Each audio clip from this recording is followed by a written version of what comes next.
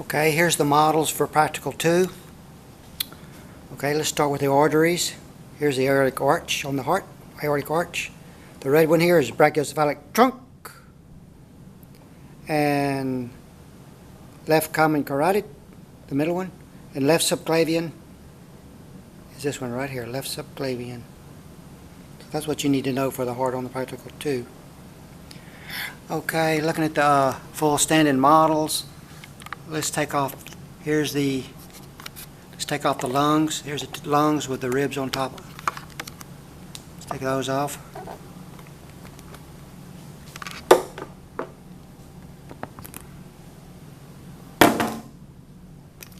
Okay, here's the heart. Taking the heart off.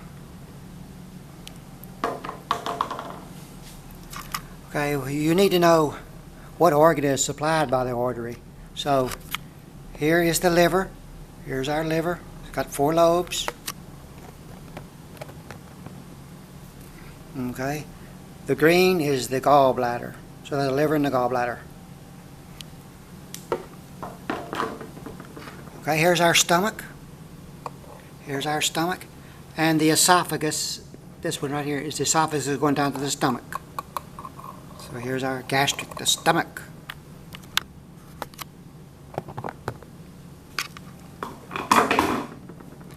Okay, looking at this, here's the pancreas right here. See, they talk about the pancreas. It makes enzymes. Look, it shoots enzymes into the duodenum right here. The first 10 inches of the small intestine is called the duodenum or duodenum.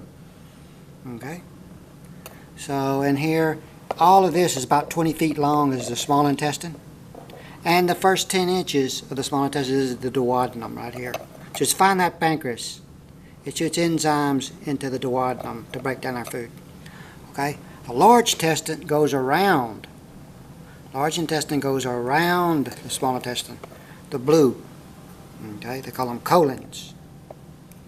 Okay? So let's take those off.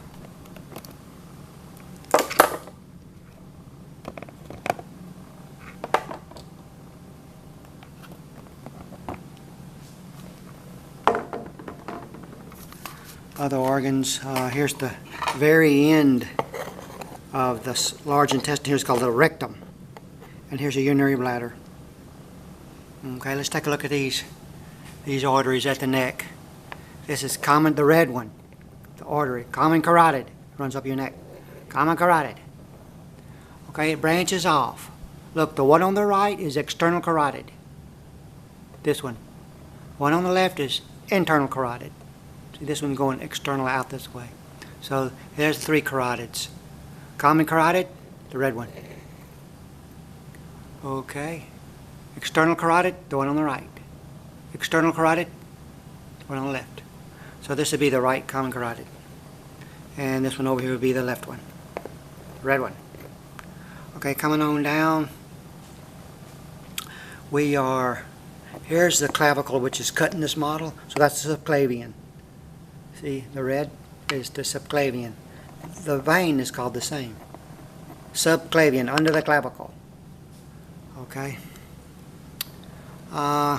Here's a diaphragm that they keep talking about in the book. It's a skeletal muscle. It kind of separates our lungs from our liver.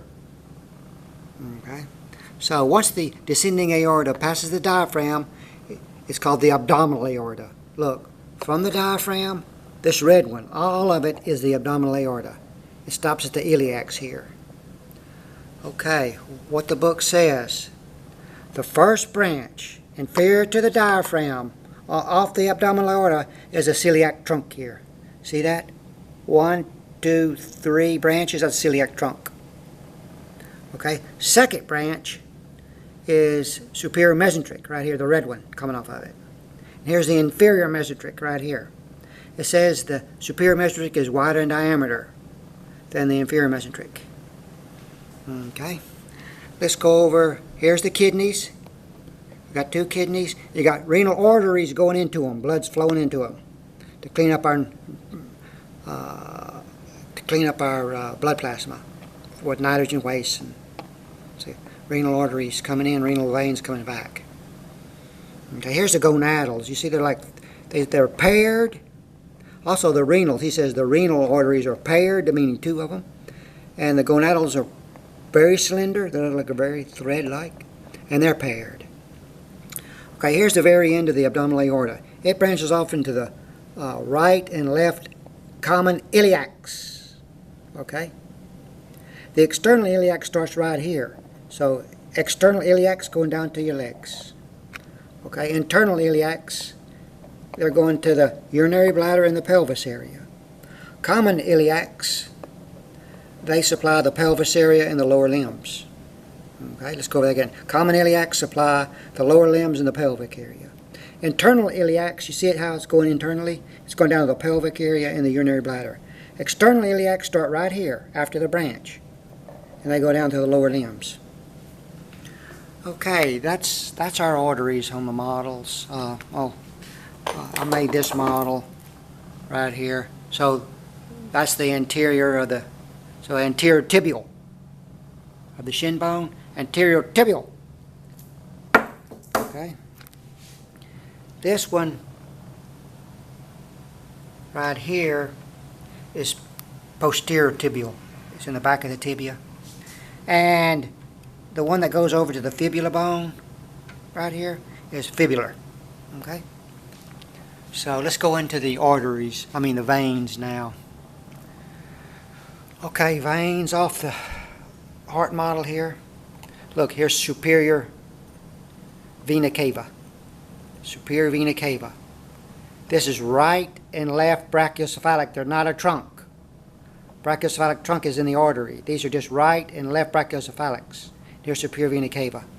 The inferior vena cava is underneath here. And on the model, the inferior vena cava doesn't change names after the diaphragm. It goes all the way down to here. Okay, all the way down to the iliacs again. So this whole thing is cut right here. Inferior vena cava.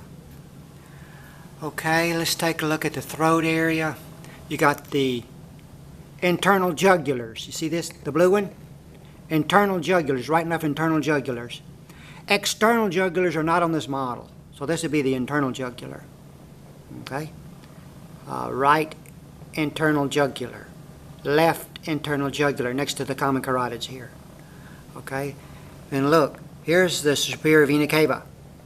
The heart's right here. We took off the heart. Superior vena cava. Right and left brachiocephalics, not a trunks. Brachiocephalics come to the subclavians here. See the clavicle cut? Subclavians. Okay? Okay, we go on down. Here is the inferior vena cava. And here's the renal veins. Blood's coming out this way and up to the heart. Renal veins, the little blue ones. Okay, up to the heart. Here's the adrenal glands. Your adrenal glands are on top of your kidneys, and it'll be the adrenal vein right here. It drains the adrenal glands, so that'd be adrenals. Like I said, here's the renals. Blood's coming this way. Gonadals, the little blue ones. On the right side, it dumps into the inferior vena cava and goes up. But look, on the left side, it dumps into the renals. So we're asymmetrical there.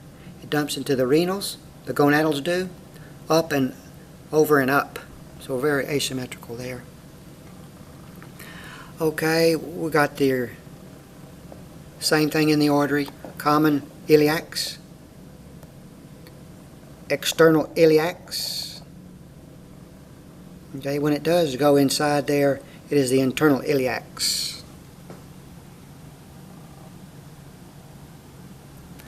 Okay, remember, let's go over, here's the first three branches. Celiac trunk, superior mesenteric, inferior mesenteric, right here. That's the arteries. Okay, rectum, urinary bladder. Okay, let's take a look at these 5 instruments. They will be on the practical. I think we all know this right here.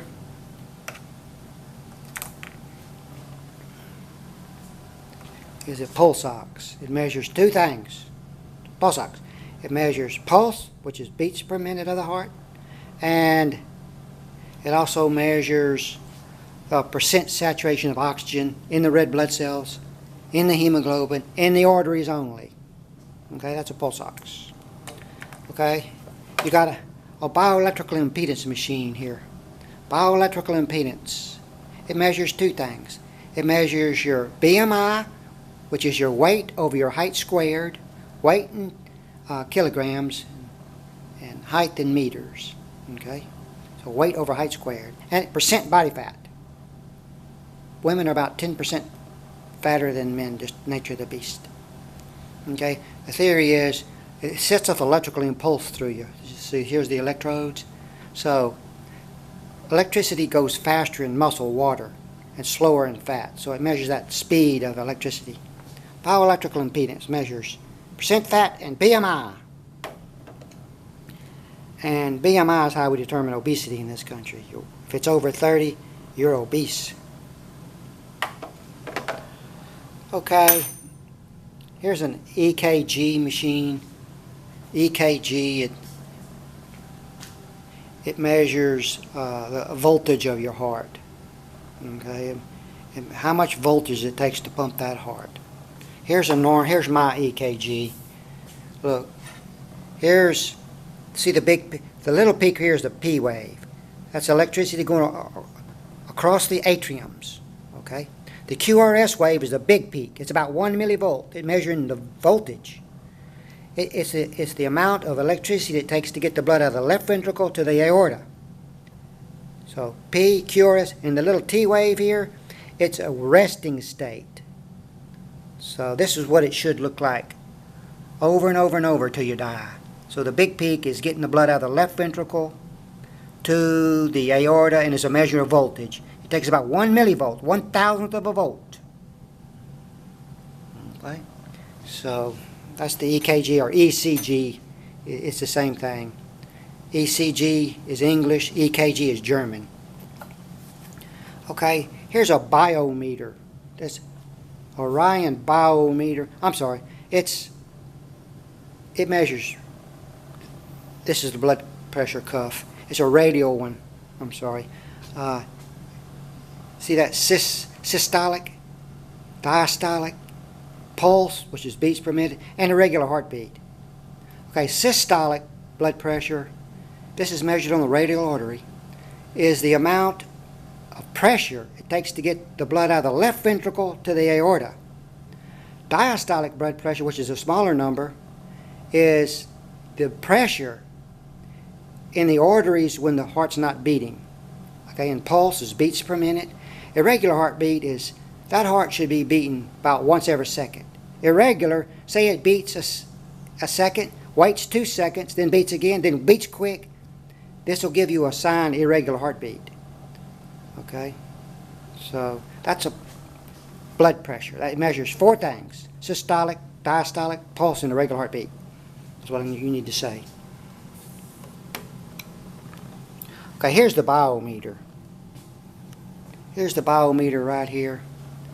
And it measures 2 things: cholesterol in your blood plasma and glucose in your blood plasma. You know, I've talked about cholesterol. If your total cholesterol is over 200, that's what builds up the plaque in your arteries and kills you. So they want it under 200. The low density lipoprotein LDL cholesterol, they want under 100. So this measures total cholesterol. And it also measures glucose in your blood. They want the glucose in your blood after an 8-hour fast to be less than 100. You know, so normally you fast for 8 hours on a blood test, and it's I paid extra money for this. Here's the glucose strips here. Glucose strips. Glucose is a sugar in your blood. If it builds up too much, it tears up your arteries and you die. So here's where you take the blood from just a drop or two. You put the strip. It says the glucose, and it's calibrated. You put the strip right in this slide here, and it's going to automatically suck the blood into the machine. And when it gets enough, it'll read the glucose. Also, the same way with the cholesterol. Okay.